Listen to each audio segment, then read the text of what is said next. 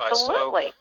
yeah, um, most people, almost nobody has all of these things. But what I hear you saying is, if anyone listening to this has just Oh, yeah. one of these things, right? You have an event, you have speaking, you have if all you have is a show or a book, just one of these things, then all other things being equal, sponsors they look to fund these kinds of things, right? Oh, yeah, you don't have to do everything on this list.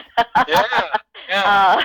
uh, no. You could be doing any of these things. So if it describes you, any of them, not all of them, you can Yep. get sponsors. Yep. Okay. So here's what you could do with sponsors, okay? You could avoid the dreaded cash flow roller coaster. And if you've been in business for 10 minutes, and by the way, if you're an author or a speaker or whatever you do, I'm going to be referring to it as a business because that's what Bill and Steve are teaching you, is how to run it as a business. So if you've been in business, for any short amount of time, you know about the cash flow roller coaster, because one month the money is flowing in, and there's rainbows, and there's birds singing outside, and everything is wonderful. And then the next month, you are struggling to make your expenses. Believe me, when you hear my story, you will know that I have been there. So with sponsors, you get an additional revenue source, so you're not just focused on where that next client is coming from, where your next donor is coming from, where your next speaking gig is coming from, because sponsorship money is a really dependable source of revenue. You could create profitable, life-changing events. Now, the reason I say profitable is because one of the secrets in the seminar and the event business is that people do these amazing events, and you've been to them, and they say, oh my God, your event changed my life. And they get rave reviews, and people walk away from that event, and it was just amazing. And the person who put that event on lost money. Now, this is a tragedy that never, ever has to happen. I have never, ever lost money on an event. My events have been sponsored. And then you could add creative funding to that dream that you wrote down earlier, any dream that you have. Here's what sponsors give you. They give you money that you don't have to pay back with no credit checks. Now, when I found out that they were not going to check my credit, I said, oh my God, hallelujah, because when I first started getting sponsors, my credit was just terrible. And I really never met that many entrepreneurs with beautiful, pristine credit, because as entrepreneurs, authors, and speakers, we are risk takers. And unfortunately, the risk taking that shows up on your credit report. So you don't have to have a credit check like with a traditional bank loan. And you don't have to be saddled with debt like a bank loan. You get great media and public relations opportunities because you can use the resources of your sponsors. All those companies that Steve mentioned. And then I work with Microsoft, Staples, FedEx. I mean, hey, you think they have bigger budgets than you do for marketing and promotion and public relations? Absolutely. So they can help you with that. You get free stuff. We're going to talk about free stuff. It's called in-kind sponsorships. So you could get a lot of really cool free stuff. And free stuff and in-kind sponsorships is extremely valuable because it is budget relieving.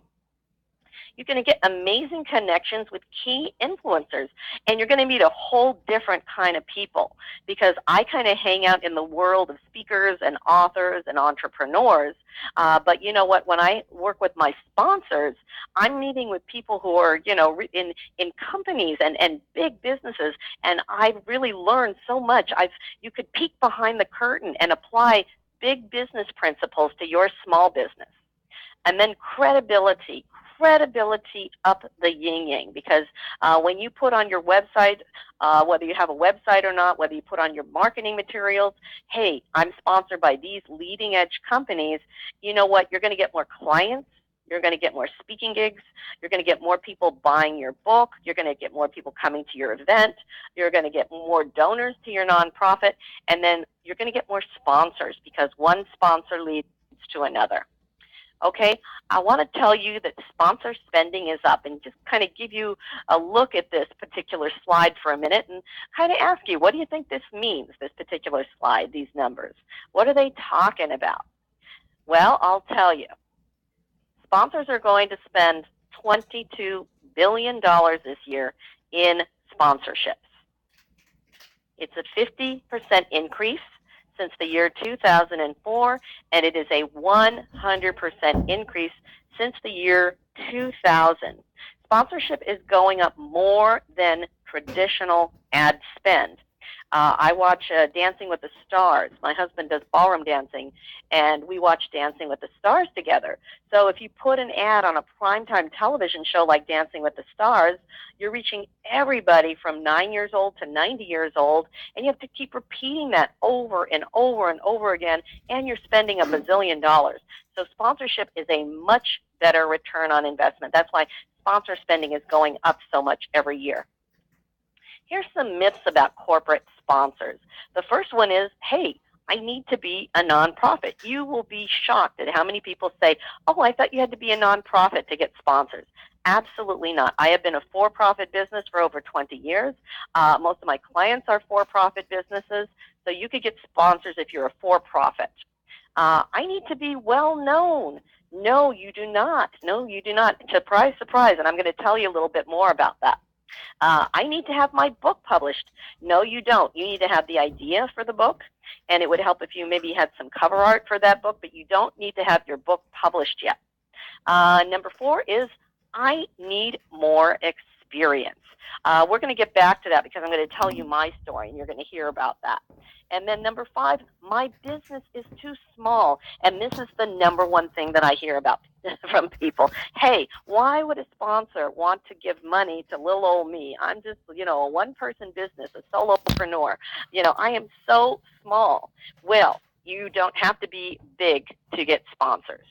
So let me tell you about my personal story, and that's going to answer a few of these questions for you about the myths and a few of the things that you may have going on in your head right now.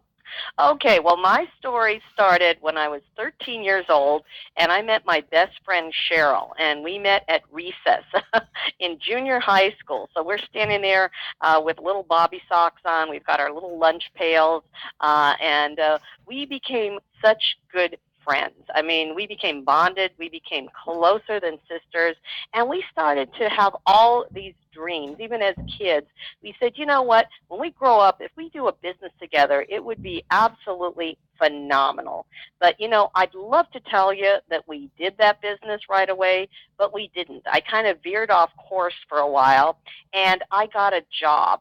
And unfortunately, this job, my soul was crying out with this job because I had to fight Los Angeles traffic to get there every day. When I got to this job, I had to work with people I didn't like. I had to deal with stupid office politics, and I had a very, very abusive, an abrasive relationship with my boss. And you know what? I was just like in a fishbowl, and I couldn't take it. So I knew that I had the heart and I had the fire of an entrepreneur. And fortunately, one day I had the guts to fire my boss. I also had the guts to do something else in my life because in my personal life, I was in an abusive relationship with a man, and it lasted for years. What led me down that path was that I had absolutely no self-confidence. So I dumped the abusive boyfriend, and 3.5 weeks later, I met my husband, and my husband is the kindest, the most wonderful person in the world. He is a constant source of love and support for me, and all the good things in my life happened when I made that decision to strike out on my own and start the business. Well, I started a business with my best friend, so we decided to start a business making bags, but it's not ladies' purses. It was shopping bags, like the ones that you see at the shopping malls, the ones that you see at trade shows. And you know what? I even became known as the wealthy bag lady. Since I made that decision to strike out on my own, all of the good things in my life happened to me. I got into a happy marriage. I've been married for almost 20 years. I was able to travel the world. I was able to pay down my debt. And in my business, what I loved most was coaching other women, because women just didn't come and order bags from our business. By the way, we were one of the only female-owned packaging companies in the whole country. So women would come and they'd say, Linda, how do I do sales? How do I do marketing? Because I was working with other businesses, and I loved coaching and I loved mentoring other women. So I decided that I'm going to sell the business, and I'm going to do something that teaches and that empowers women. I left the bag business, and I decided to make my big dream happen. So if you're joining us late, I had everybody at the beginning of this particular training write down their dream and what it would take to make that dream a reality. So do you want to see my dream? And if you haven't written your dream down, write it down now. Write down your big dream and what it would take to make that dream a reality. So here was my dream. And you know what? I loved coaching and mentoring other women, and I wanted to do this really so bad. And I researched it, and I said, hey, what are these amazing things called sponsors? um, if the late great Jim Rohn was one of our keynote speakers. There's a lot of fans of Jim Rohn out there, and that is Jim Rohn on the top left. We had women come from Australia. We became international. One of my sponsors was Epson, which is in the bottom right corner. And then my first sponsors, as you see, were Bank of America, Walmart, and IBM. And then after that, I got Microsoft and FedEx and Wells Fargo and Staples and American Airlines. So I did that event for 10 years, and women came and they met their business partners there, and they got the missing pieces of the puzzle that they needed to create their own multi-million-dollar businesses. And on my deathbed, when I'm really old, this is the thing that I'm going to be most proud of, and it was all possible because of sponsors. So if you'd like to know how to do this, how to really finance your big dream, let's talk about it. So why would a company want to sponsor you? Okay, now, what I didn't tell you was that when I did the Women's Small Business Expo, I had no experience, absolutely none. I'd never done an event in my life. I had no following. I put my parents on my email list. I put my brother-in-law on my email list. If I could have put the cat on my email list, I would have. So what I did was I sold them on the concept. Even though I had no experience, no following, and I was a micro business of one person, I was actually working from my kitchen table when I got these sponsors. When you did this event, had you ever done an event before? I had never done an event in my life. I didn't know what a room block was. I didn't know how to book a hotel. I didn't know how to hire talent. I didn't know how to coordinate menus. I knew absolutely nothing. I went on a wing and a prayer. And had you ever, prior to this, asked and approached sponsors before? Never.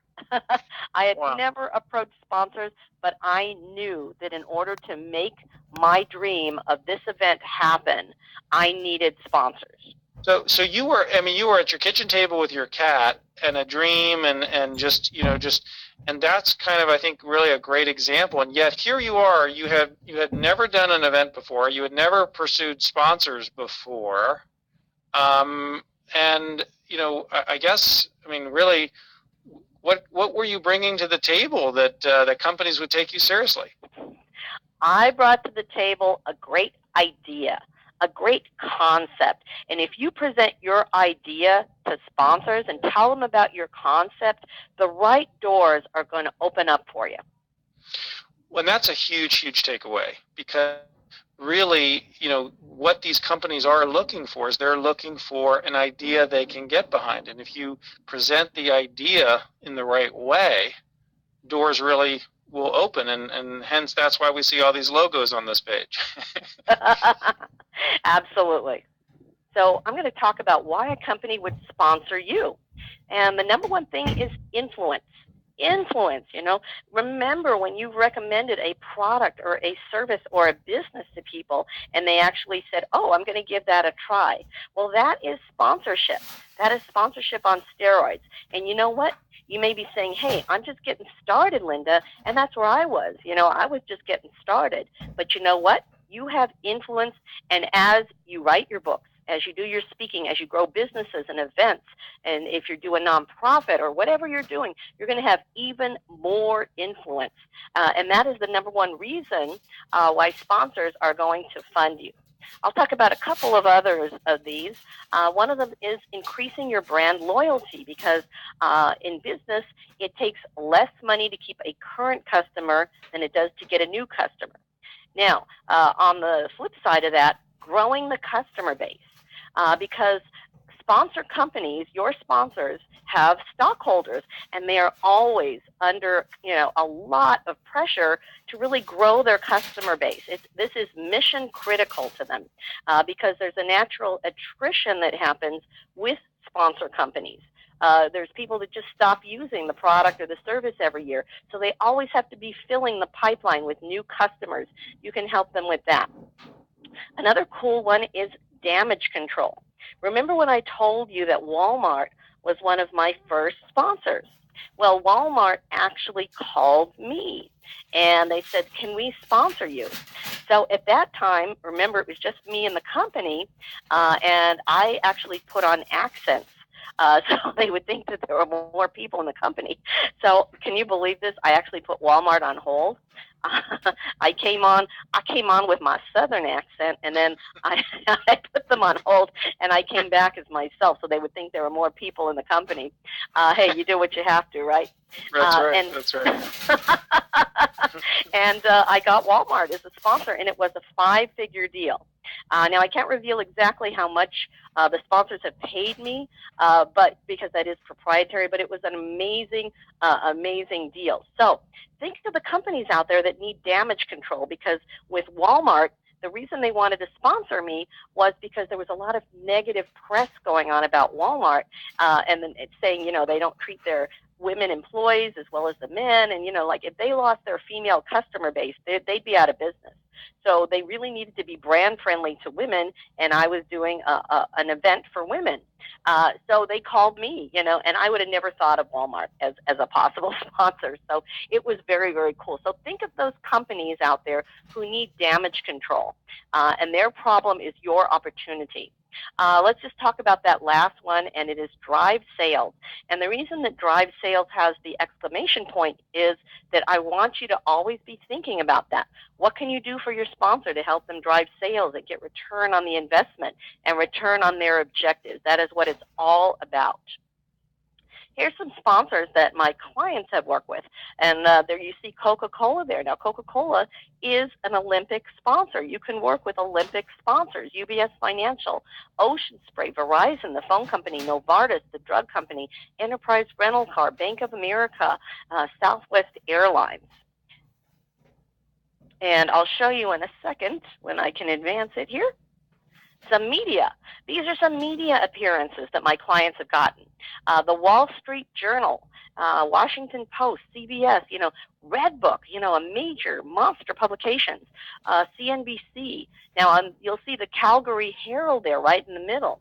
And I put that there because I want you to know that this works in the U.S., this works in Canada, this works all over the world. I have clients all over the world that work with me to get their sponsors. Remember when I said that one of the reasons that people don't reach their dreams is because nobody knows about them. They don't get the exposure. So you can get exposure through your sponsors. And here's an example. This is me on NBC News with an icon in Los Angeles. Her name is Colleen Williams. And so I've been on NBC News, and they even gave me, my old company was called Wealthy Bag Lady. So they gave me a Chiron. It's called a Chiron. You can see my website there. And I've also been on Inc. magazine and Women's Day and Bloomberg and ABC, and I've been featured in Entrepreneur and CBS. And believe me, these media sources get me a lot of clients. So they'll help you get clients. They'll help you sell books. They'll help you get the speaking gigs, the more media that you have. Here's a sponsor success story, and I'm going to be giving you some success stories so you can see with what other people have done that you can do this. And hopefully this will give you some ideas. Now, Carolyn Gross is a very, very special person. She was diagnosed with stage 3 breast cancer. Very, very advanced stage.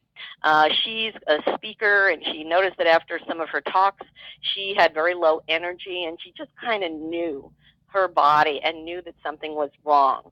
So she went to a couple of doctors, and these doctors recommended a complete mastectomy. And she said, you know what? I don't think I want to do that. She went into, she got kind of depressed for a while, kind of went into a pity mode and said, why me? And then she decided, hey, I'm going to fight this. And I don't think I want to listen to these doctors that are telling me to cut off my breasts. I don't want to really cut into my body. So she researched how to heal her breast cancer naturally. And she wrote a book, as you'll see, called Treatable and Beatable. And it really tells women how to do this with alternative medicine. And I wanted to show you Carolyn because she talks about organics. She talks to the conscious business community. She talks about all this stuff that is called soft skills, personal development, all these things. So you don't have to have a business topic to get sponsors. You can talk about spirituality. And some of her sponsors are a foot detox company, because that is part of her methodology, a vitamin company, a cancer center, an organic tea company. And she is really one of my favorite people because she has a really important message to send to women and the men who love them. And she is able to do this because of her sponsors. Here's another client that I wanted to tell you about. Now, she is also a solopreneur. She was just working by herself, and she had a really hard time with a divorce. She got beaten up really badly in a divorce, and it kind of set her back for a while and really affected her self-esteem. But she said, you know what? If I'm going through this, there's a whole lot of other people, and women especially, going through the same thing.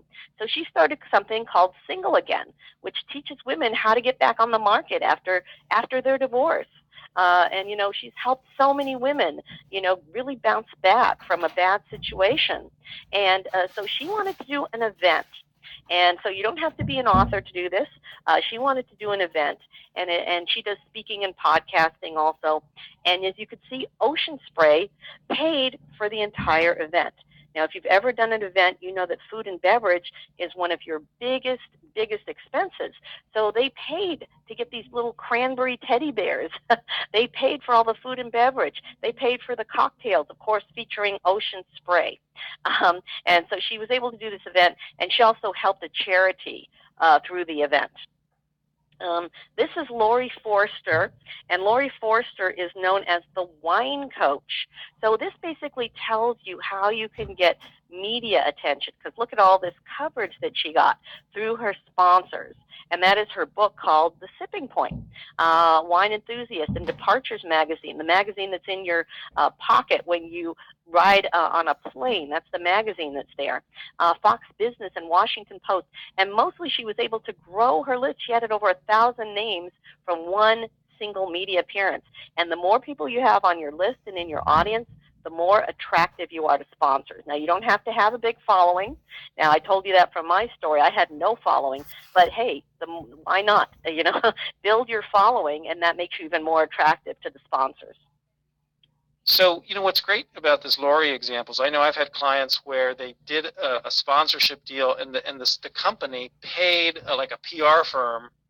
The company paid a PR firm to promote them and put them on a tour. What happened with Lori? Well, she had a wine sponsor, and they were doing what's called a product launch. So they sent her on a whole media tour, and she became a spokesperson for this particular wine company. So she did media interviews with radio and television and all this different media outlets. Now, I don't want you to worry that, hey, you don't know how to do media. They're going to put it together for you, and that's what they did for her. They put together the tour. They put together the cities. They gave her some talking points, but they said, hey, just let her go, let her rip, represent our company, and we'll pay for the whole thing and arrange the whole thing. And that's another good example of what you were talking about earlier, is that wine company, they're in the business of making wine. They don't have, Lori as an author brings a credibility that it's just a very good win-win partnership. It's an excellent win-win partnership if you are working with a sponsor. And that is the ideal partnership with your sponsor. It's a win-win-win. They get benefits from you. You get benefits from them. Most of the benefits you get from them are the money and the free stuff. And you know what? Your audience and your community gets a whole bunch of great benefits because they get all this great information.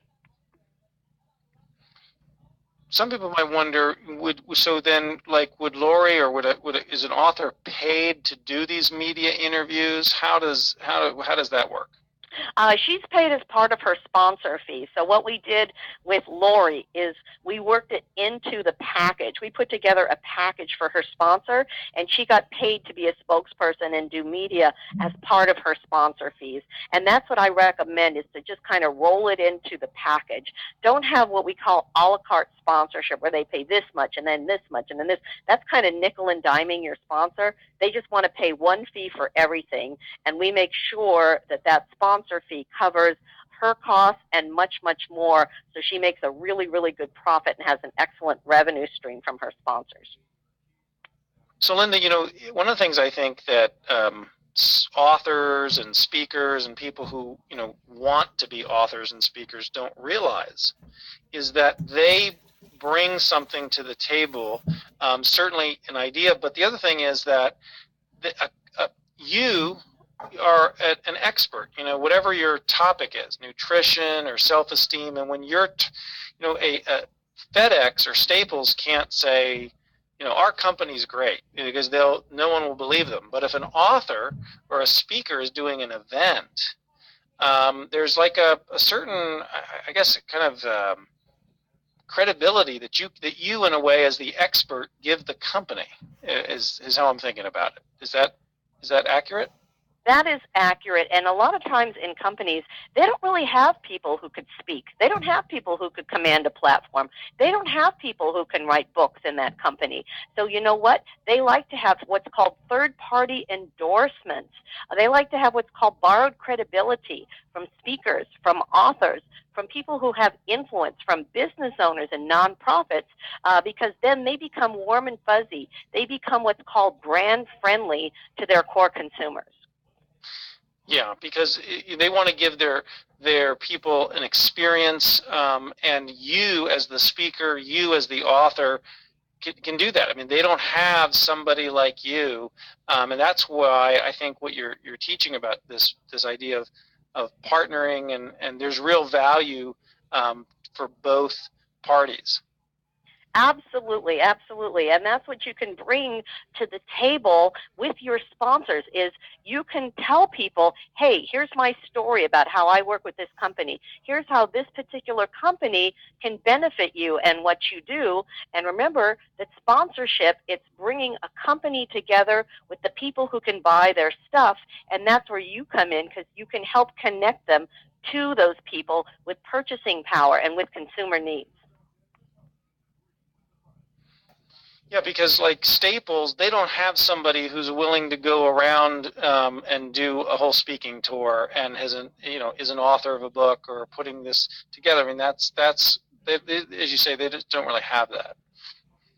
They really don't want to have that, because they'd have to hire a whole in-house department or have to hire an outside company to put together a whole tour, and it's just kind of not their thing. It's not their expertise. It's not their wheelhouse. So they want to work with somebody who's doing it already, somebody who has a following or who's building a following of people. So that's why they sponsor things, because they really can't do it in-house, and that's why they're going to work with you. You don't need to be a salesperson. You don't need to be like this sleazy guy that you're looking at. You need to have a good email. You need to have some good documentations and a compelling offering to the sponsors that you could send to them electronically. So don't worry about the sales aspect of it, because you don't really need to be a salesperson to do this. I want to tell you about a couple of sponsor trends. Now, one trend is that sponsorship is more competitive than when I first started doing this 16 years ago, and I completely acknowledge that. So that's why I do these trainings, because I want you to get past your competition.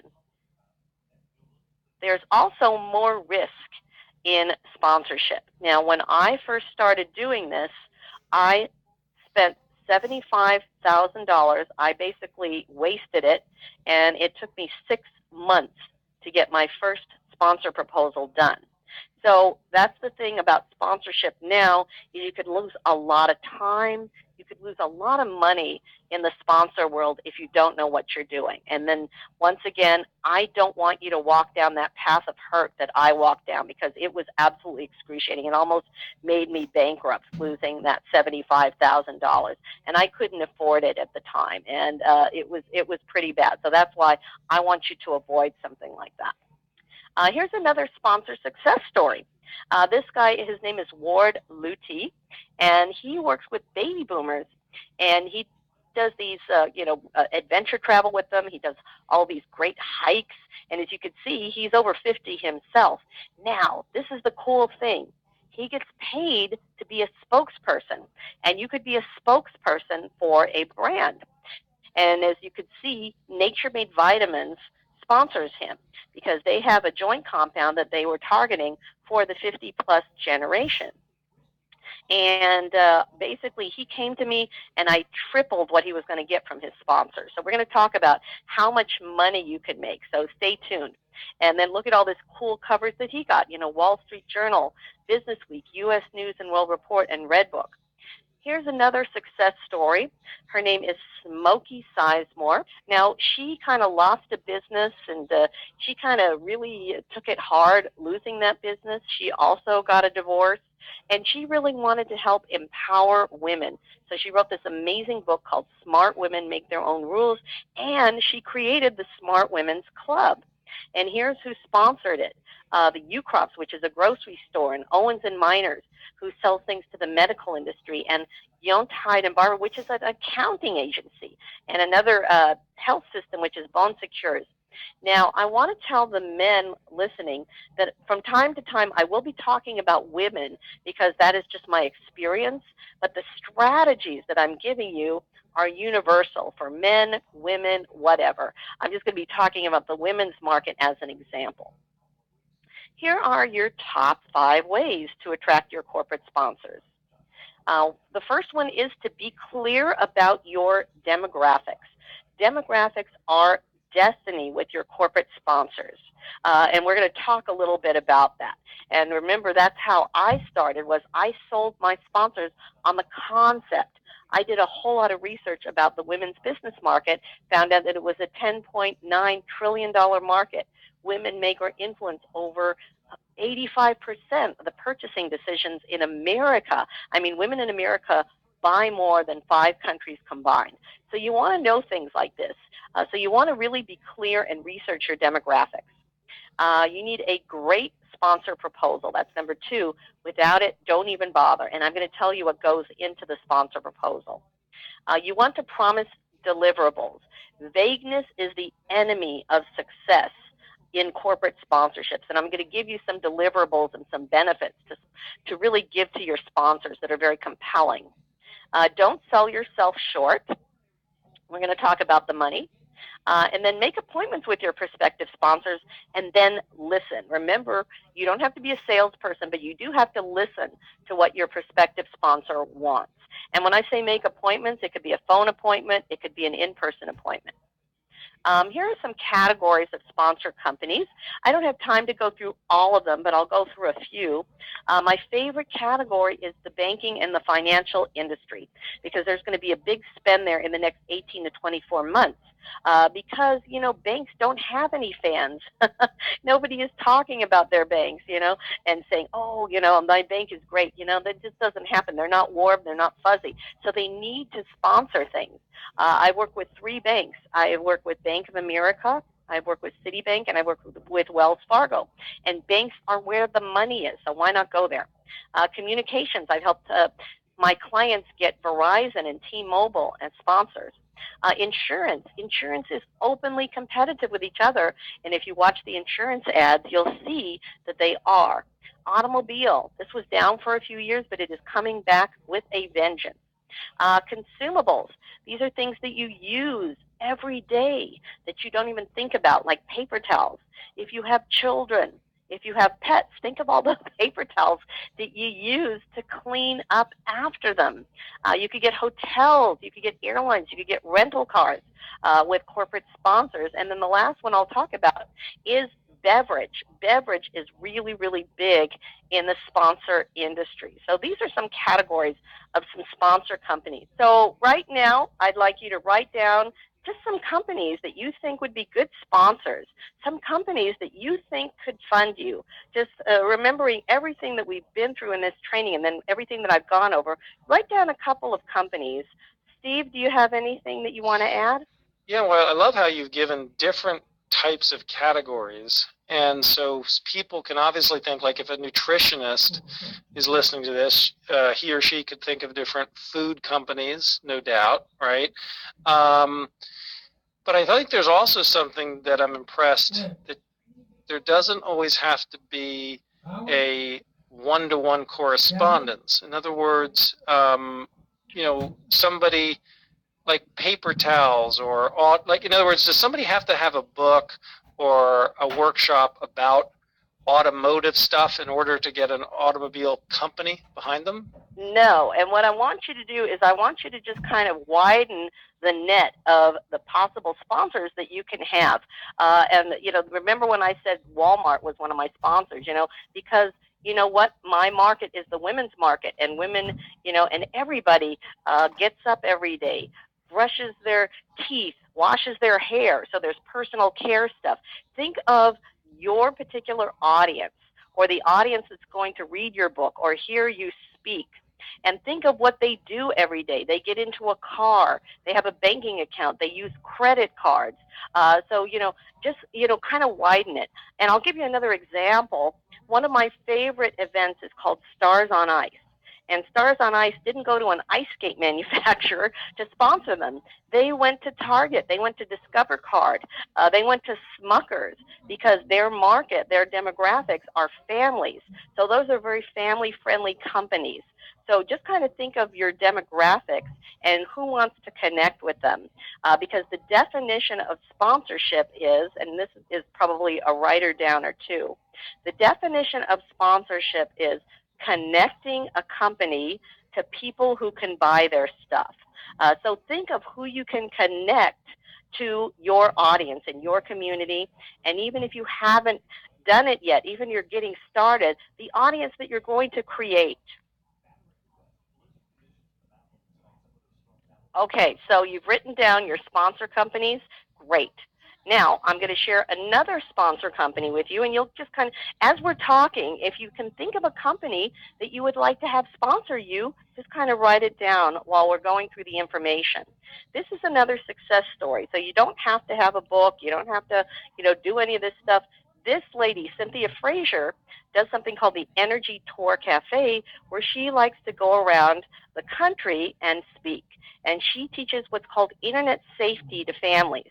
Because if you have kids, you know that the internet is great, but they could get in a lot of trouble on the internet. And we read every day about these tragedies that kids get into on the internet, especially with social media. And who sponsored her is Verizon. So, she went to Verizon, and Verizon makes a lot of money off the internet, and they wanted to teach people to use the internet responsibly. So they have sponsored her, and she is really, just as she said, living the dream because she's being funded by Verizon.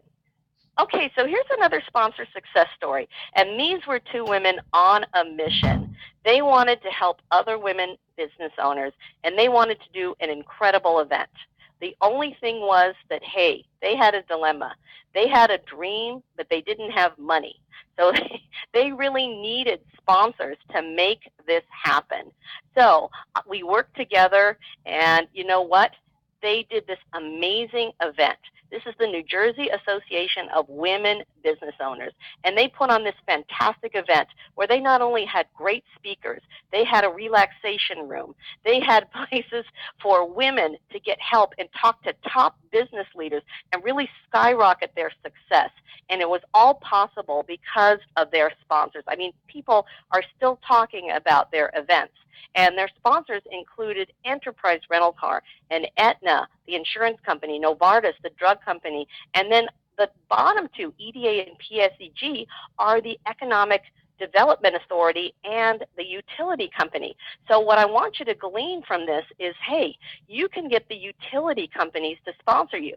Think about what you pay for power and gas and electric. It is not cheap. So these utility companies, they love to come out to the community. They love to do events.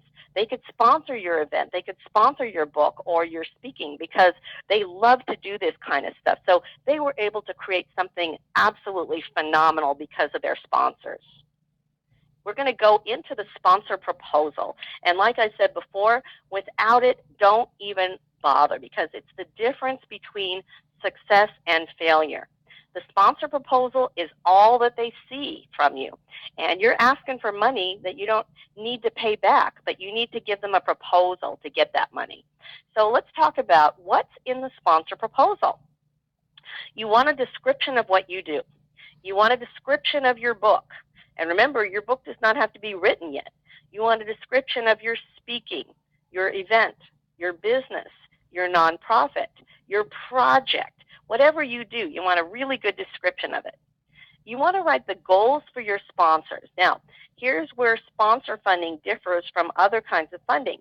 You don't want to say, hey, Mr. Sponsor, Ms. Sponsor, I need money because I want to write a book, I want to do speaking, I want to build a website, I want to hire people. No, no, no. You want to make the sponsor the star. So you're going to say, hey, Mr. and Ms. Sponsor, I need money because I want to educate people about your products and services. I want to create customer loyalty. I want to increase your customer base. Remember what we talked about earlier. I want to drive traffic. I want to drive sales to your company. That's how you're going to get sponsors. You're going to have the benefits in there. We're going to go over the benefits. You're going to have the levels and the fees. You're going to actually ask for the money, and you're going to do storytelling. Now, this is how we help people do their sponsor proposals that's completely different than anybody else, is we really work on the storytelling. You want to make an emotional connection with your sponsors. You want to show your humanity. I write in my sponsor proposal that I was a victim of the poverty trap, that I was involved in abusive relationships. So here is my sponsor proposal, and here's the storytelling. And it reads more like a novel than a white paper. The crowd stood and cheered loudly as she approached the stage, arrived at the podium, and received a hug. Tears flowed as she realized what an impact this event would have on her. She thanked the woman who had made it possible. Now, this is a story about a teenage girl who wanted to come to the Women's Small Business Expo so badly that she got people to take up a collection for her. She got some businesses to pay her tuition. You know, and it's a human story, and it makes that emotional connection, because people think, hey, I'm sending this proposal to a big company, I'm going to put facts and figures, and I'm going to put statistics in there, and it becomes dry and dull and boring. Remember,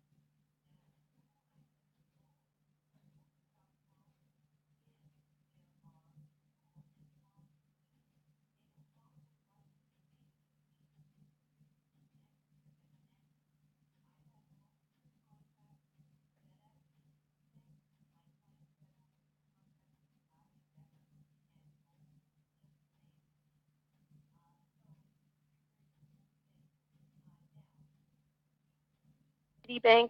My clients have had multi-year contracts with Black & Decker and Dole Foods, just to name a few. So it's a very, very cool thing. Now, asking for too little money in the sponsor world can actually hurt you, because I get people all the time showing me their proposals and they're asking for $500 in sponsorships. So if you're asking for $500, you're communicating a few things to that sponsor. One of them is that you don't have anything of value and it's not worth their time, because you are going to be talking to a very stressed out individual in a company, and it's going to take some time for them to do a sponsor deal with you. They're going to have to involve the people in their team, and it's not worth it if it's a $500 sponsorship. So, just know that we want you to ask for the big bucks. We want you to ask for 5 figures and 6 figures.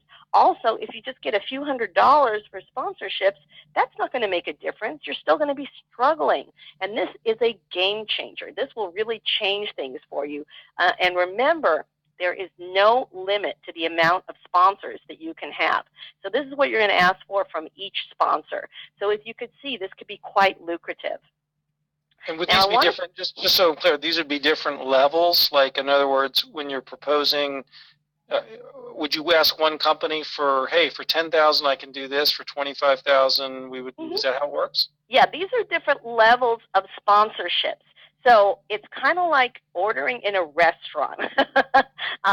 So in a restaurant, you pay a little bit for the appetizer, and then you pay a little bit more for the entree, and then you pay more for the dessert, and then you pay more for the wine course. So your sponsor offerings are going to be different levels. So they're going to get a benefits at the $10,000 level, more benefits at the $25,000, more at the $50,000, and more at the $100,000. So this is kind of a menu of prices that you're going to give your sponsor for their fees. Okay, now I want to show you a picture of my family, because I want to tell you about my family. I want to tell you about my father in particular, because my father is 5'3". I am only 4'11", and I can't even buy shoes because my hands and feet are so small. I have to buy children's shoes, and I blame my father for that. But you know what? Even though my father is 5'3", my father is a giant to me. I wanted his approval more than anything. Now, what Steve didn't tell you in the introduction is that before I started that business that printed the bags, I had 2 failed businesses, and I had art school training. The class that I took in college was art, and I thought business was completely boring. So I started a couple businesses, but they failed miserably, and they failed publicly. Oh, boy, my God, I was absolutely humiliated to have these business failures, because I told everybody, hey, I'm going to make these great businesses, and, I talked a big game, but I didn't succeed at the first 2 businesses that I started. So I go to my father with the 2 businesses that failed and art school training, and I said, hey, Dad, I want to start another business. And what do you think my dad said to me? He said, you're crazy. He said, you're not qualified. You're living in a dream. And you know what? He said some things to me that were really, really hurtful. And I was really close to my dad. And we didn't talk for a year. But, being young and being rebellious, I went out and I did it anyway. And you know what? My father did come around. My father called me, and he did one of these things. You know how fathers do? He went, and he apologized for everything that he said that hurt me. And you know what? Today, my father is my biggest fan in the world. And you know what? It just took him a while to come around. And you know what? I want to let you know that if you have people who are supportive of what you want to do, that's great. But some of you have people who are not supportive of what you want to do. And just remember that they have an agenda. My father loves me. He didn't want to see me fail. He didn't want to see me get hurt. He was just being a good dad, and I realize that now. I was immature at the time, and I didn't realize that. And you know what? We're so close now that we are absolutely embarrassing. So that's my father, that's my sister, who grew to a normal height. I don't know how. My husband, Leslie, and then on the far right is my mother, and her name is Blossom Rose. And unfortunately, I lost my mother a few years ago. But if I have any kindness, if I have any humanity, and